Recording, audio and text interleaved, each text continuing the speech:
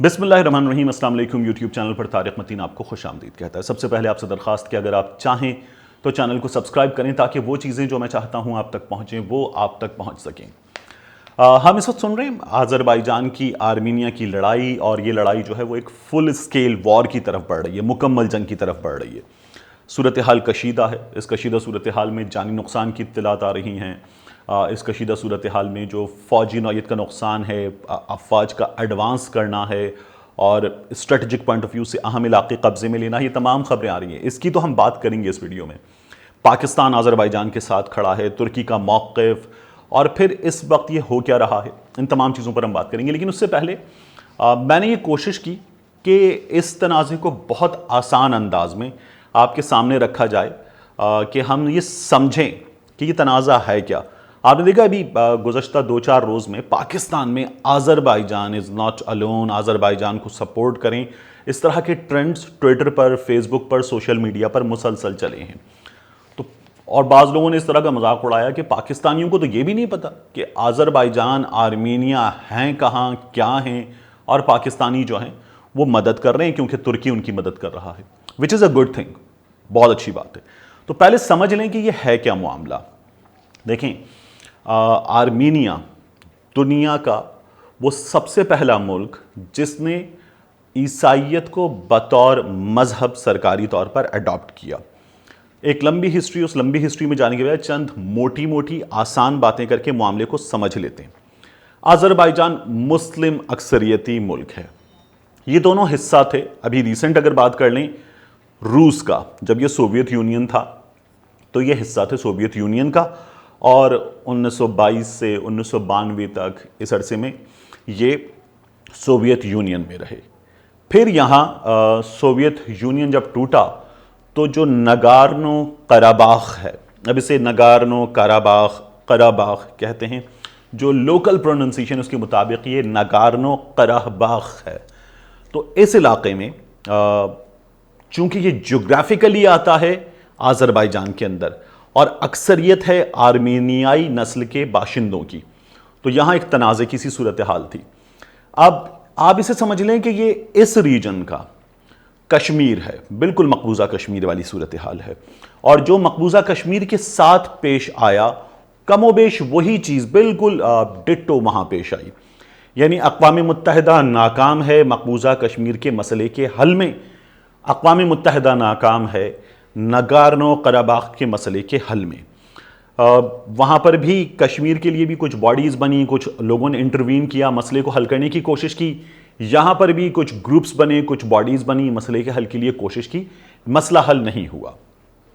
1992 میں اقوام متحدہ کی جانب سے ایک گروپ بنا دیا گیا۔ یہ گروپ مشتمل تھا فرانس پر، روس پر، امریکہ پر۔ ان ملکوں نے کوشش کی کہ اس مسئلے کو حل کر دیں، ملاقاتیں کی، دونوں جانب سے بات چیت کی، مذاکرات کی میز پر بٹھایا، لیکن مسئلہ حل نہیں ہوا۔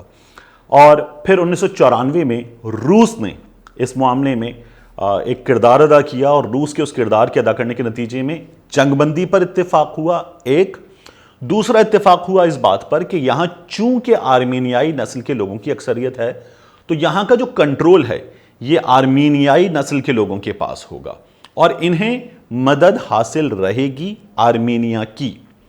اور جیوگرافیکلی چونکہ یہ آذربائیجان میں ہے، جب یہ سوویت یونین میں تھے تب بھی نگارنو قراباخ آذربائیجان میں تھا، تو یہ آذربائیجان کا حصہ رہے گا۔ اب یہ چونچوں کا مربع بنا دیا گیا۔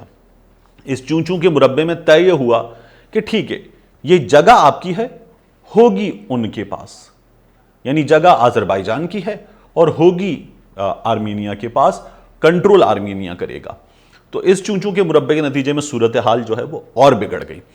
اب یہاں پر جھگڑے ہوتے ہیں، لڑائیاں ہوتی ہیں اکثر، کیونکہ آرمینیا کی افواج یہاں موجود ہیں۔ یہاں جو آٹونومس باڈی برائے نام بنا دی گئی تھی اس کو آرمینیا کی مدد حاصل رہتی ہے۔ یہ اس طرح سے موجود ہے سرحد پر کہ یہاں سے آرمینیا جو ہے وہ جڑے ہوئے ہیں، اور یہاں سے پورا انٹروین کرتا ہے آرمینیا۔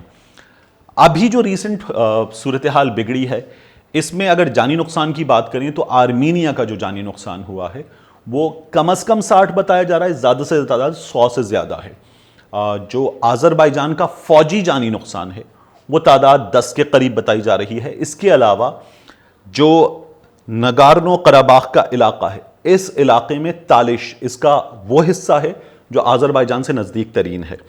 تو یہاں سے آرمینیا کی افواج نے بمباری کی ہے ترتر 114 کلومیٹر کے فاصلے پر آذربائیجان کا شہر ہے وہاں شہری آبادی پر، اور شہری آبادی پر جو بمباری اس کے نتیجے میں 20 کے قریب عورتیں، بچے، بوڑھے شہری وہ جان سے گئے ہیں آذربائیجان کے۔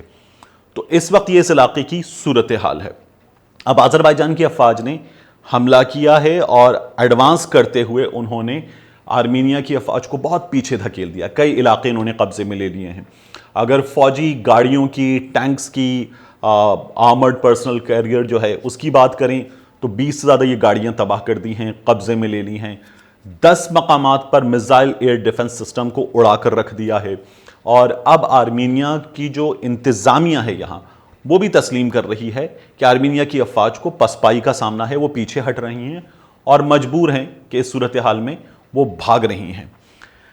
پاکستان اس وقت آذربائیجان کے ساتھ کھڑا ہے۔ پاکستان نے یہ کہا ہے کہ آرمینیا کا قبضہ غیر قانونی ہے، اقوام عالم کو اس میں کردار ادا کرنا ہوگا، اور ہم آذربائیجان کی مدد کرتے ہیں، آذربائیجان کے ساتھ کھڑے ہیں۔ آذربائیجان کے جو صدر ہیں الہام علییو نے ترکی کے صدر رجب طیب اردوان کا شکریہ ادا کیا ہے، اور ترکی ان کے ساتھ بہت بھرپور انداز میں اس وقت کھڑا ہوا ہے۔ آرمینیا یہ الزام لگا رہا ہے کہ ترکی نے وہاں جنگجو بھیجے ہیں جو آرمینیا کی افواج سے لڑ رہے ہیں اور انہیں مار رہے ہیں۔ اس وقت اقوام متحدہ ہو، دیگر فوجی طاقتیں ہوں، دیگر ممالک ہوں، وہ دونوں ملکوں سے جنگ بندی کا مطالبہ کر رہے ہیں اور کہہ رہے ہیں کہ اس صورتحال کو کنٹرول کیا جائے۔ سب سے امپورٹنٹ یہ ہے کہ آرمینیا جو ہے، روس جنگ بندی کا تو مطالبہ کر رہا ہے، روس اس معاملے میں اکثر میڈیٹر کا کردار ادا کرتا رہا ہے، کہ روس جو ہے وہ مدد کر رہا ہے آرمینیا کی اور آرمینیا کے ساتھ کھڑا ہوا ہے۔ آرمینیا لینڈ لاکڈ ہے، تو آرمینیا کو رشیا سے مدد مل رہی ہے۔ آذربائیجان جو ہے وہ سمندر کو ٹچ کرتا ہے اور اس کے پاس جو ہے وہ آپشنز بڑھ جاتے ہیں۔ اس وقت نظر یہ آ رہا ہے کہ آذربائیجان کچھ مزید علاقے اپنے قبضے میں لے لے گا۔ جب یہ صورتحال سنبھلے گی تو ماہرین یہ کہہ رہے ہیں کہ ایک بار پھر یہ علاقہ بڑی طاقتوں کی مداخلت کے نتیجے میں دوبارہ آرمینیائی نسل کے لوگوں کے کنٹرول میں ہوگا، لیکن دیکھنا یہ ہوگا کہ پھر آذربائیجان جو ہے وہ جو اندر آ چکا ہے وہ کتنے علاقے خالی کرتا ہے، کتنے علاقے اپنے پاس رکھتا ہے، اور گریجولی آرمینیا کو مکمل شکست ہوتی ہے، یا پھر صورتحال واپس نارمل کی طرف پہلے کی طرح جاتی ہے جس طرح 2016 میں ایسا ہو چکا ہے۔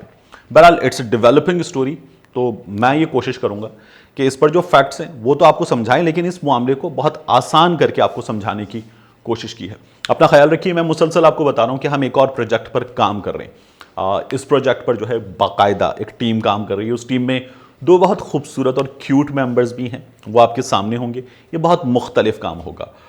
میں نے، چونکہ آپ میرے لب و لہجے کی خاص طور پر تعریف کرتے ہیں، اردو کی تعریف کرتے ہیں، تو کوشش یہ کی کہ اس کا استعمال کرتے ہوئے کچھ ریٹرن کر سکوں آپ لوگوں کو۔